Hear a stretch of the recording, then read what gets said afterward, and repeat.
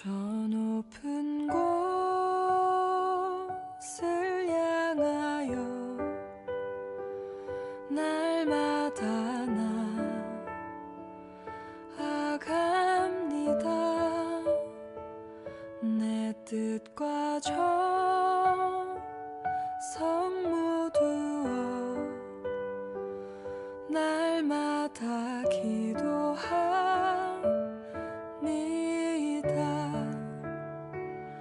내 주여 내 발붙드사 그곳에서 하소서. 그곳은 빛과 사랑이 언제나 넘치옵니다.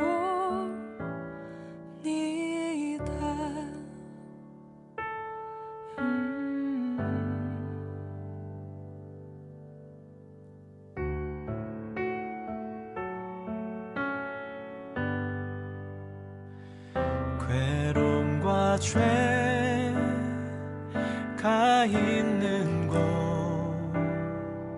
나 비록 여기 살아도 빛나고 높은 저곳을 날마다 바라봅니다.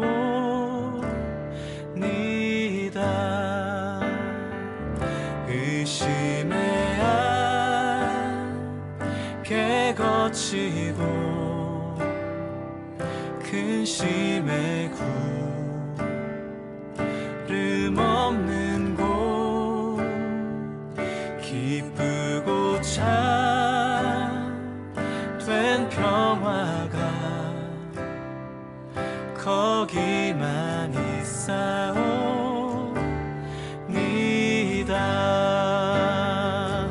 내 주여 내 발붙드사 그곳에서 하소서. 그곳은 빛과 사랑이 언제나 넘치옵니다.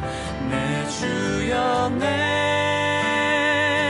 발붙드사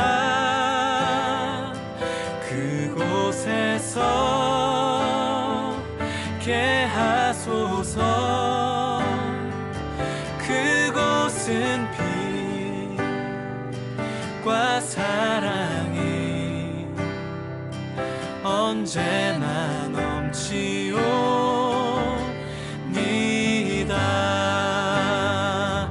내 주여 내 발붙드사 그곳에서 하소서. 그곳은 빛과 사랑이 언제나 넘치옵니다.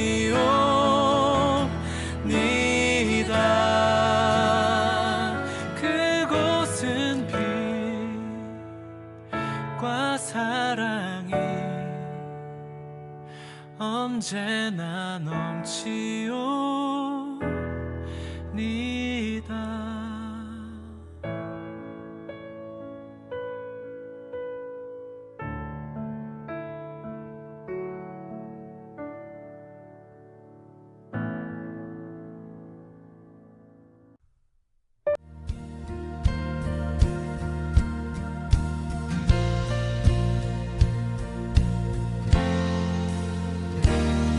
빛나는 왕의 왕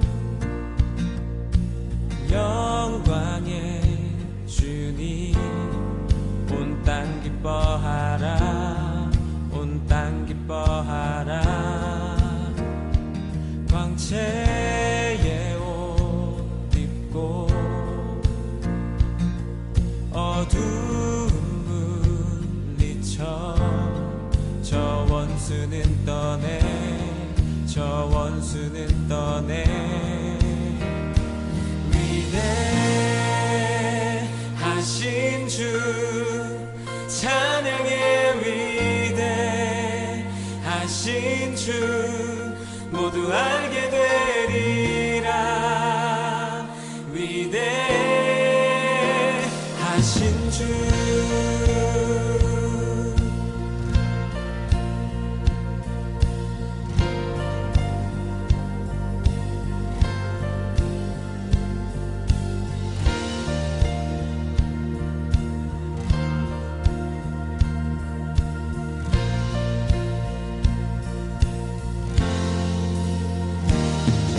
영원한 주의 주 시간의 주 왕자 알파와 오메가 산 위의 하나님 아바 성령 예수 사자와 어린 양 위대하신 주 찬양의 위대하신 주 모두 알게 되리라 위대하신 주 위대하신 주 위대하신 주 찬양의 위대하신 주 모두 알게 되리라 위대하신 주 모든 일을 위해 태어나신 에스겔 제1장.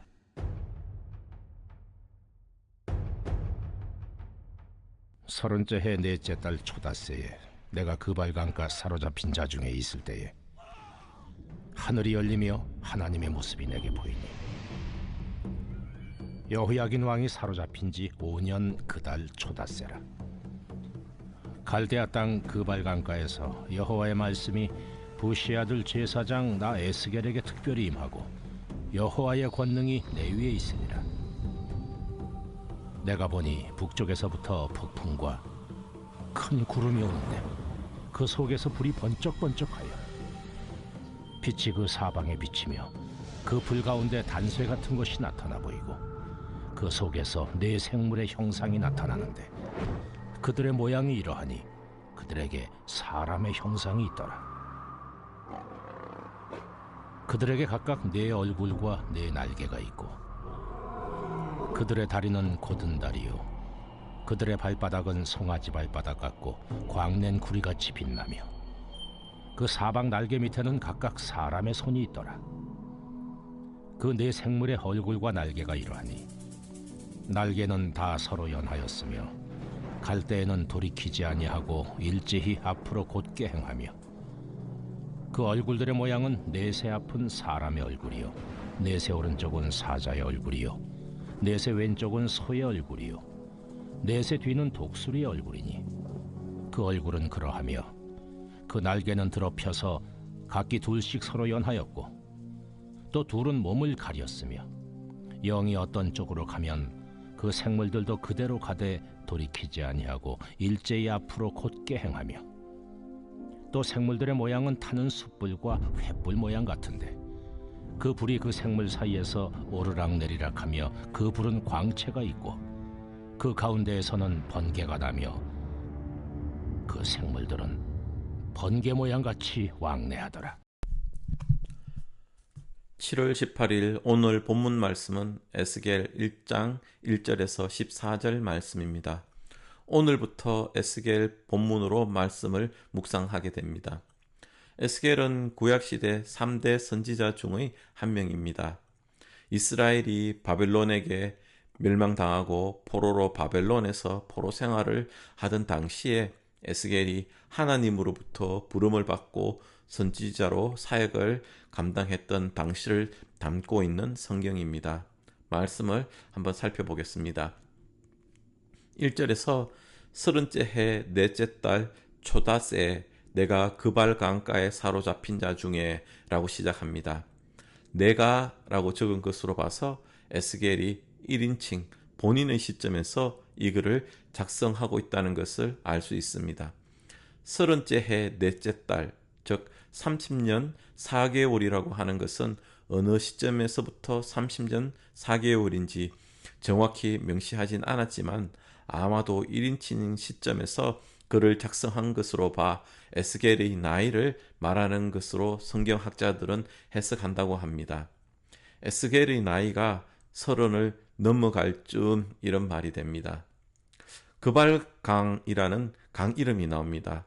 바벨론은 지금의 이라크 지역에 해당하는 지역을 기반으로 당시 근동 지역의 가장 큰 힘을 가진 나라였습니다. 그발강은 우리가 많이 들어 귀에 익숙한 티그리스강, 유프라테스강 아실 텐데 이들 강과 가까운 곳에 위치해 있고 이 중 유프라테스강으로 이어지는 곳에 위치했던 것으로 추정합니다. 그발강 주위에 이스라엘 민족들이 이주해서 포로로 생활하던 곳이라고 합니다. 에스라 7장 9절에 보면 첫째 달 초하루에 바벨론에서 길을 떠났고 하나님의 선한 손의 도우심을 입어 다섯째 달 초하루에 예루살렘에 이르라리 라고 한 구절이 있습니다. 이것을 보면 바벨론과 예루살렘의 거리는 걸어서 4달 정도 떨어진 거라는 것을 알 수 있습니다. 지금의 지도를 통해서 보면 예루살렘과 그발강으로 예상되는 그 지점과의 거리는 1100km, 700마일이 좀 넘습니다. 사로잡힌 자 중에 라고 하는 것을 통해서 에스겔 본인도 포로가 되어 이곳 바벨론으로 이주했다는 것을 알 수 있습니다. 1절 후반부에 이때 하늘이 열리며 하나님의 모습이 내게 보이니 라고 에스겔이 하나님을 만나고 사역을 부여받았음을 알 수 있습니다. 2절에서 여호야긴 왕이 사로잡힌 지 5년 그달 초 닷새라는 것으로 여호야긴 왕 또한 포로가 되어 바벨론으로 끌려온 그런 상황임을 알 수 있습니다. 3절 후반부에서 갈대아 땅 그발 강가에서라고 갈대아 땅 그발 강가라는 표현이 나옵니다. 바벨론을 가리킬 때 갈대아라는 표현을 합니다. 1절에서 사로잡힌 자, 3절에서 바벨론, 그리고 구체적으로 그발강이라는 표현을 통해서 에스겔은 당시 포로로 잡혀 바벨론의 그발강 주변에서 포로 생활을 할 때임을 알 수 있습니다. 3절 중반부에 부시 아들 제사장 나 에스겔에게 라고 이글 쓴 저자는 에스겔이란 이름의 제사장의 아들이라는 것을 쉽게 알 수 있습니다. 하나님의 말씀이 누구누구에게 임했다라는 표현은 선지자들이 하나님의 말씀을 받을 때 사용되는 전형적인 표현이라고 합니다. 3절 중반부에 여호와의 말씀이 특별히 임하고 라는 표현이 있습니다. 에스겔이 하나님으로부터 선지자로의 부름을 받았다는 것을 이야기하고 있습니다. 이어서 여호와의 권능이 내 위에 있으리라 라고 하나님으로부터 부름을 받았음을 강조하고 있습니다. 개정개혁 성경에서는 1절에서 3절이 1인칭으로 번역하고 있습니다. 그런데 몇 가지 영어 번역본을 보면 2, 3절은 3인칭 시점으로 번역되어 있는 것을 볼 수 있었습니다. 그중 NSAB 번역본에서는 2절과 3절을 괄호로 처리하고 있습니다. 개정개혁 번역에서는 3절에 나 에스겔 내 위에 라고 해서 1절에 이어 3절에서도 계속해서 1인칭 관점으로 번역되어 있었는데 영어 번역에서는 나라는 단어 없이 에스겔 그리고 내 위에 라는 표현 대신 upon him 그의 위에 라고 번역하고 있는 것을 봤습니다. 1절에서 언급한 사항을 2절과 3절에서는 3인칭 시점으로 조금 더 구체적으로 또 객관적인 사실임을 설명하고 있는 것으로 이해됩니다. 결국 에스겔이 선지자로 부름을 받을 당시의 역사적, 지리적, 사회적 상황을 객관적으로 서술해 주는 것으로 보여집니다. 그리고 이것은 에스겔 전체를 이해하는 중요한 배경이 되는 것으로 보여집니다. 에스겔은 제사장의 직분을 가진 사람인데 바벨론의 포로로 잡혀와 생활하는 가운데 서른이 넘었습니다. 본인이 포로 생활을 얼마나 했는지 오늘 본문으로는 알 수 없으나 적어도 수년은 생활을 했을 것으로 여겨집니다. 이스라엘에 있었다면 하나님께 제사를 올리는 제사장의 역할을 하고 있었을 텐데 먼 이방 땅에 끌려와 성전에서 멀어지고 하나님과도 멀게 느껴지고 제사장의 역할도 감당하지 못하는 절망적인 상황 속에 몇 년을 지낸 것입니다.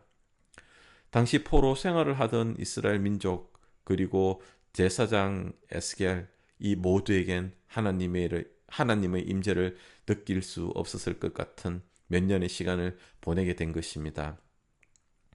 그런 상황 가운데 하나님은 그들의 존재를 잊지 않고 계셨던 것입니다.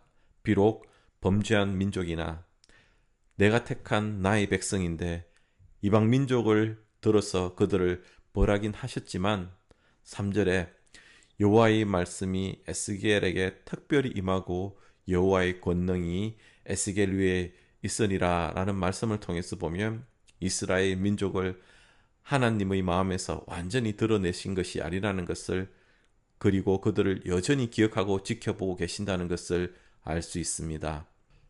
포로로 끌려가 생활하면서 기록한 시편 137편을 기억하실 것입니다. 우리에겐 1978년 보니엠이 불러서 유명한 노래 Rivers of Babylon으로 더 익숙할 것 같습니다. 137편 1절에 우리가 바벨론의 여러 강변 거리에 앉아서 시온을 기억하며 울었도다 라는 구절이 있습니다. 이 포로 시기에 이스라엘 민족이 바벨론 그발 강가에서 겪고 있던 고난과 고통을 그리고 그들의 슬픔을 표현한 시입니다. 하나님께서 이들이 고난, 고통을 듣고 계셨다는 것입니다. 하나님은 오늘 이들을 잊지 않으시고 여호와의 말씀이 에스겔에 임했고 하나님 권능의 손이 그에게 내려갔다라고 제사장 에스겔을 하나님께서 불러 쓰시겠다는 것입니다. 하나님은 그들이 절망할 수 있는 순간에 여전히 그들을 기억하고 그들을 위해서 일하고 계시다는 것을 보여주시는 것입니다. 4절과 14절 사이에는 에스겔이 본 환상을 묘사하고 있습니다. 4절에서 내가 보니로 시작합니다. 다시 1인칭 시점으로 이 얘기가 진행됩니다. 제일 먼저 보이는 것이 북쪽에서 폭풍과 큰 구름이 오는 것입니다. 좀 더 자세히 보니 폭풍과 구름만이 다가오는 것은 아닌 것 같습니다. 그 속에 불이 번쩍번쩍하며 그 불 가운데 단 쇠 같은 것이 보인다고 묘사하고 있습니다. 개역개정 번역본에서 단 쇠는 영어 번역에서 보면 glowing metal이라고 표현하고 있습니다. 불빛 가운데 더 밝게 보이는 쇠, 용광로에서 달구어진 쇠를 연상하면 될 듯합니다. 5절 이하에서 14절까지는 광채에 관한 묘사를 구체적으로 합니다. 그리고 내일 본문인 15절에서 28절까지 좀 더 구체적으로 묘사합니다. 광채 가운데 네 생물이 있는데 이 생물들이 창공 모양의 덮개 아래 있고 창공 위에는 청옥과 같은 보좌가 있고 보좌에 주님의 영광이 앉아있는 모습을 묘사하고 있습니다. 5절에서 12절까지에서는 창공을 떠받치고 있는 네 생물의 형상을 구체적으로 묘사하고 있습니다. 네 생물의 얼굴이 넷, 날개가 넷, 고전 다리가 있고 발바닥은 광을 넷 녹같이 반짝이는 송아지 발바닥 같고 날개 밑에는 사람의 손이 있다고 묘사하고 있습니다. 네 생물의 얼굴을 보면 앞쪽은 사람 얼굴, 오른쪽은 사자의 얼굴, 왼쪽은 황소의 얼굴, 뒤쪽은 독수리의 얼굴이라고 묘사하고 있습니다. 이 생물은 얼굴, 팔, 다리를 가지고 있어 크게는 사람의 형상을 가지고 있으나 날개와 얼굴을 각각 4개씩 가지고 있습니다. 이들 4생물은 각 피조물의 대표를 표현한 것으로 이해됩니다. 12절에 보면 이들은 하나님의 영이 어디로 가든지 따릅니다. 이들이 하나님의 영을 수행하는 영광스러운 위치에 있습니다. 그러나 이들은 날개로 자신의 몸을 가리고 있다는 것을 보게 되면 이들은 그 영광을 조금이라도 취할 것 같지 않아 보입니다. 이들은 하나님이 영광 받을 위치에 있다는 것을 잘 이해하는 듯 보입니다.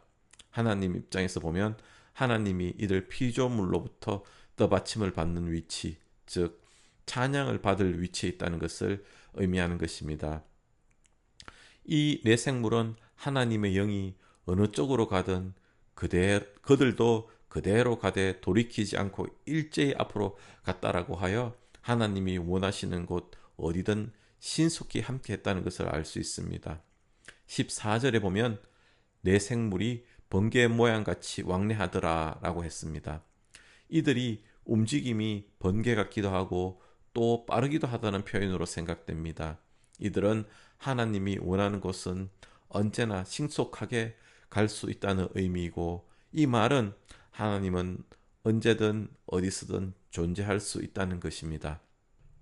이스라엘 민족은 예루살렘에서 꼬박 4달을 걸어야 도착할 수 있는 당시 이들 생각으로 아주 먼 곳으로 떠나왔습니다.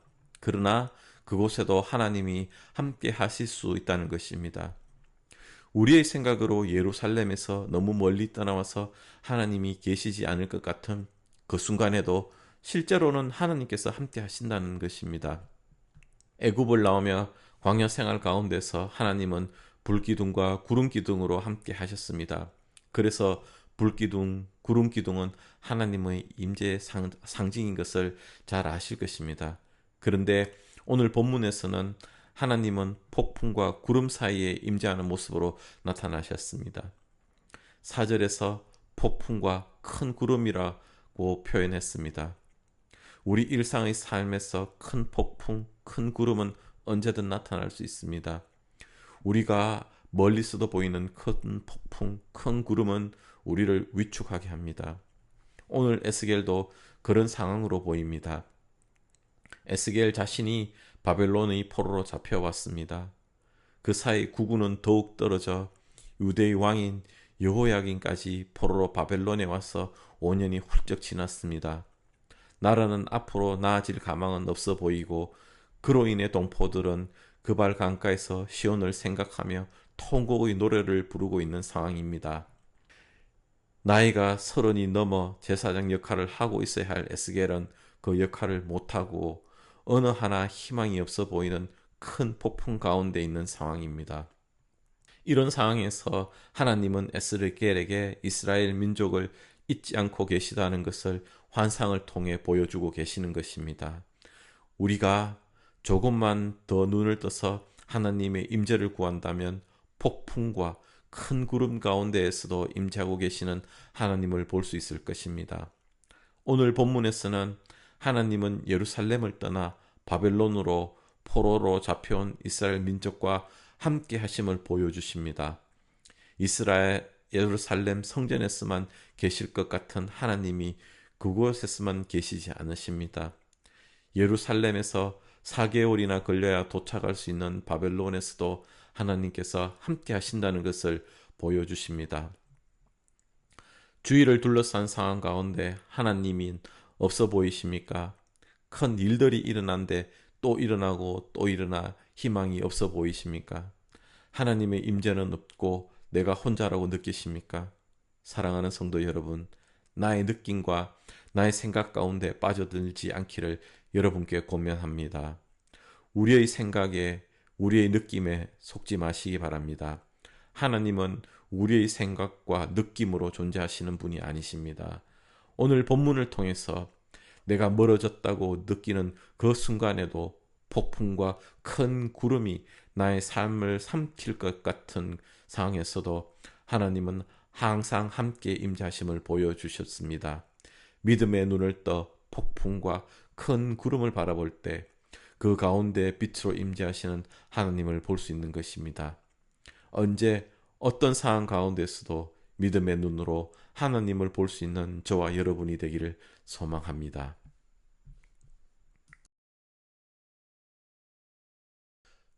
우리 나눈 말씀을 가지고 함께 기도하겠습니다.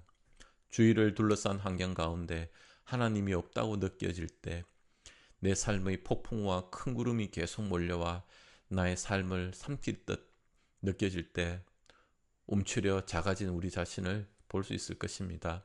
그러나 진정 우리가 작다고 느껴질 때 오히려 그때가 하나님을 만날 수 있는 순간이지 않나 생각해 봅니다. 우리의 생각에, 우리의 감정에 의지하지 말고 믿음의 눈과 마음으로 하나님을 찾을 때 하나님께서 임재하심을 드러내실 것입니다. 매일매일 하나님의 영광 앞으로 하나님을 찾는 저희들 되게 해달라 함께 기도하겠습니다.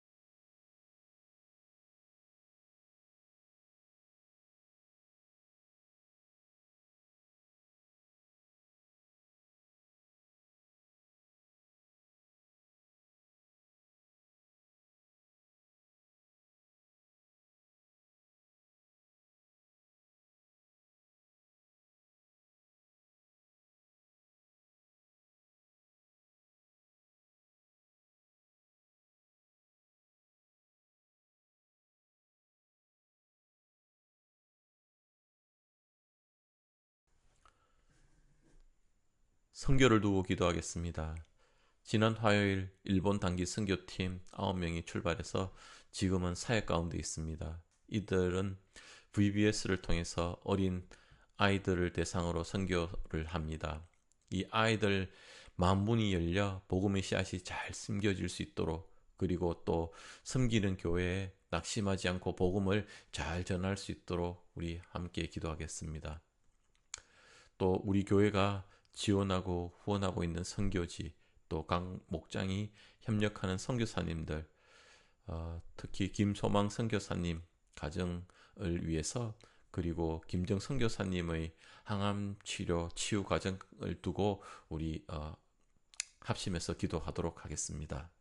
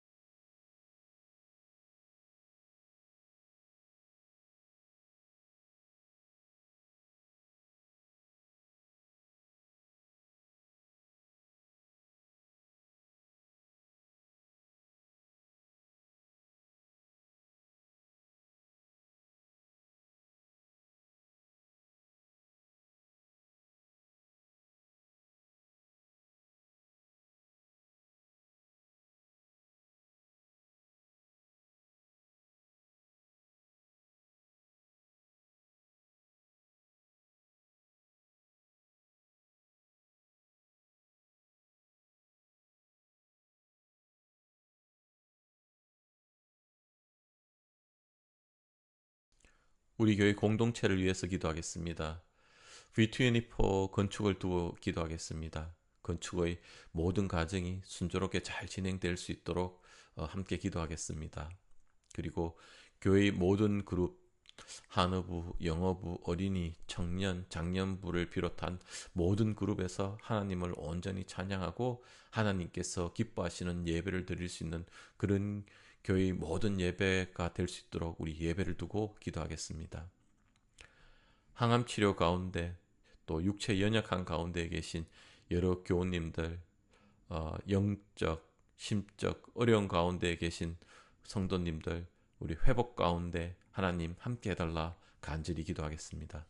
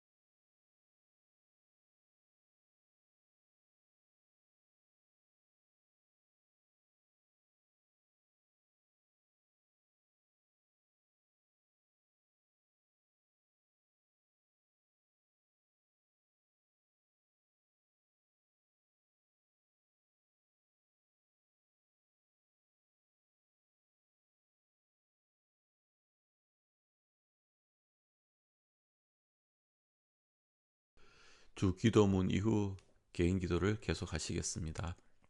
하늘에 계신 우리 아버지여, 이름이 거룩히 여김을 받으시오며 나라가 임하시오며 뜻이 하늘에서 이루어진 것 같이 땅에서도 이루어지이다.